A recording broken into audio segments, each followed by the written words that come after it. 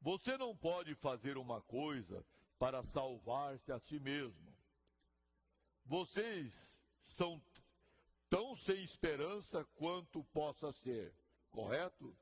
Deus tem que salvá-lo. Jesus disse: nenhum homem pode vir a mim, a não ser que o Pai o traga. Você não pode ser nenhum homem, pode vir a mim, a não ser que o Pai o traga. Você não pode ser uma filha, a menos que Deus tenha preordenado a ser uma.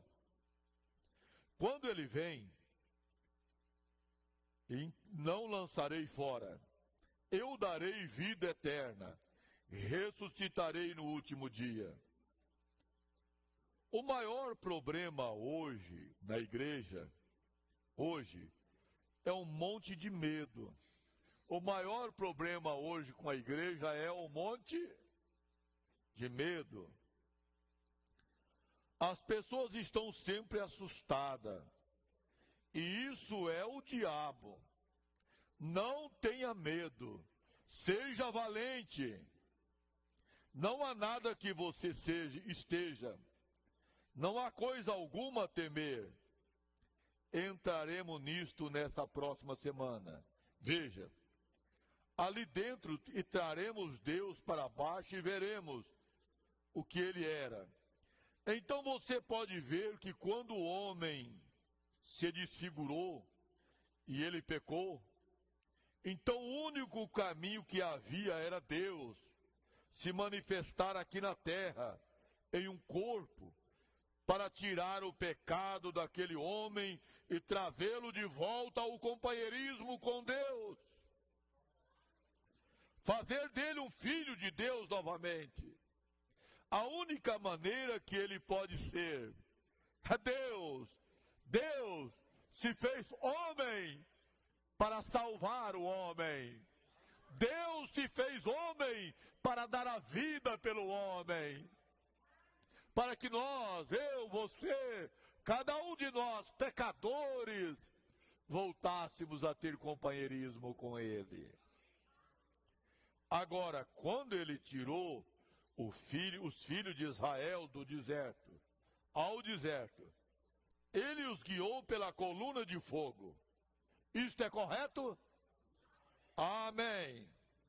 A Bíblia diz que ele os guiou. E ele ia diante deles.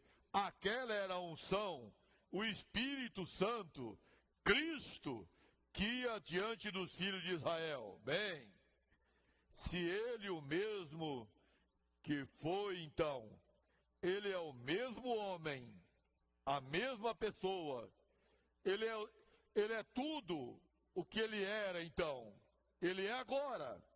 E assim como ele guiou a igreja no natural, ele está guiando a igreja no espiritual. Isto é correto? Você crê? Estamos no deserto. Estamos a caminho da terra prometida. Amém. Agora observou uma coisa? A mesma coluna de fogo que guiou os filhos de Israel do Egito até a terra prometida é a mesma coluna de fogo que tem aparecido nessa última era da igreja, aquela mesma coluna de fogo. E o profeta de Deus disse nessa mensagem: a graça dele é tão grande, o favor dele é tão grande para conosco, que o Filho de Deus, na forma da coluna de fogo, desceu e permitiu tirar um retrato comigo na plataforma. Aí ele volta e disse: ele está aqui a menos de 3 metros de distância. Ele está aqui, correto? E a mesma coluna de fogo que guiou os filhos de Israel pelo deserto. Agora, se pararmos e pensarmos, aquela coluna de fogo não deixou os filhos de Israel morrer de fome. Aquela coluna de fogo não deixou os filhos de Israel morrer de sede. Aquela coluna de fogo não deixou os filhos de Israel descalço. Os sapatos não envelheciam, as roupas também não. E aquela mesma coluna de fogo está nos guiando agora. Deus enviou um profeta com assim diz o Senhor. Amém. Correto? Vocês estão felizes por isso? Estamos agradecidos? Encontramos que Israel caminhou e encontrou os moabitas. E os moabitas tinham um profeta lá. E eles acreditavam no único Deus. Eles eram unicistas também. Que coisa! Eles eram os unicistas. Eles acreditavam no único Deus. Quem? Os moabitas? Porém, encontrou o povo de Israel, tinha que passar por ali. E eles queriam colocar obstáculos. E 7 altares em Israel, 7 altares nos moabitas. Israel tinha um profeta, os moabitas tinham também um profeta. Eram provavelmente todos iguais. Porém, a única coisa que fazia diferença é que Israel tinha uma coluna de fogo. Israel tinha nuvem durante o dia para fazer sombra sobre eles. Israel tinha coluna de fogo à noite para clarear o dia para eles. Você está entendendo? Parece que tudo é igual. Não! Deus deu para a sua noiva um sinal diferente, uma coluna de fogo, uma evidência de que Deus está conosco, correto? O Senhor te abençoe. Você está feliz com isso? Dê uma salva de palmas a Jesus Cristo. Glória a Deus. Aleluia. O inverno ainda não chegou. Esse nariz podia deixar o inverno chegar, não é verdade? Para começar a incomodar um pouco.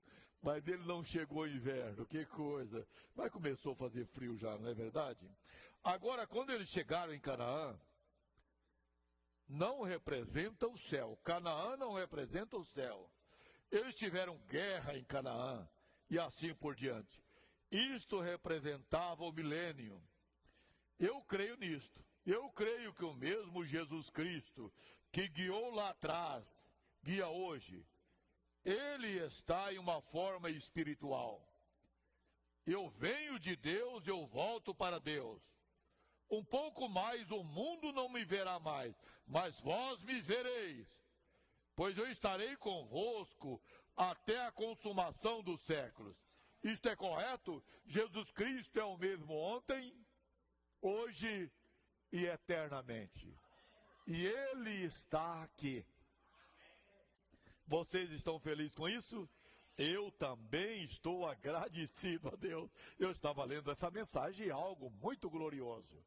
Mas é muito glorioso. E ele está falando do início. Ele teve uma reunião no início de seu ministério. E ele tinha 8.000 pessoas na reunião. E ele disse, e eu não sabia, eu melhorei muito. Eu não sabia nem ler a Bíblia corretamente. Está nessa mensagem. E ele disse, naquela reunião com 8.000 pessoas, eu chamei a minha namorada para ler a Bíblia para mim. Porque ela lia melhor do que eu. Vocês estão entendendo? Mas a única diferença que fazia era o anjo do Senhor. O Senhor te abençoe. Amém? Eu desejo falar com vocês, continuar um pouquinho, eu estou tão religioso. Enquanto estava nessa manhã meditando e pensei, Senhor, se cada pessoa canceroso cresce, seria curada. Já foram curados, receberia suas curas. Amém? Cada pessoa que está com depressão deixaria a depressão e voltaria a sorrir. Contemplaria o nascer do sol, o pôr do sol. Que coisa maravilhosa. Você entende? Desculpa de novo, dona Olívia, eu estou muito agradecido a Deus. Se minha família, você tem alguma das fotos antigas, e a dona Olívia era muito depressiva. Às vezes ela tirava foto, cabeça baixa, assim. Você está entendendo? Ontem ela foi tirar foto sorrindo, cabeça levantada. Eu disse, obrigado, Senhor Jesus, Tu és um Deus tão maravilhoso. Amém? Que coisa boa. Vocês estão felizes? É tão bom, Moeliel, chegar e ver Dona Olívia no médico, quando a gente vai com ela. Então o médico pergunta, a senhora sofre diabetes? Não, eu sofria. Agora não tenho mais diabetes. Você já pensou que uma pessoa que sofria diabetes, dizer assim, eu era diabético, agora não sou mais? Você está entendendo? O Senhor te abençoe. Vamos ver vocês, pessoal, lá. Olha que coisa boa, Stephanie. Olha que coisa boa ver vocês. Levanta a mão assim, por favor. Família da Vanusa, dá uma olhada aí. Que coisa linda, vocês são belos e bonitos. Deus abençoe, viu? Em nome de Jesus Cristo. Tão bom. Bom mesmo. Agora eu vou voltar aqui para falar com vocês algo muito maravilhoso. A oração de uma mãe. A oração de uma mãe. Obrigado, Rabi. É isso que eu te falei. Você tem que trabalhar na obra de Deus aqui. Tá bom, Rabi?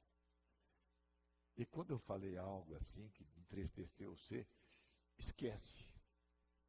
Tá bom? O seu lugar é trabalhar na obra de Deus. Mas deixa eu falar com vocês. Uma mãe tinha um único filho. E ela orou por aquele filho. Ela pediu por aquele filho. Ela não conseguia ter filho. E Deus deu a ela um filho.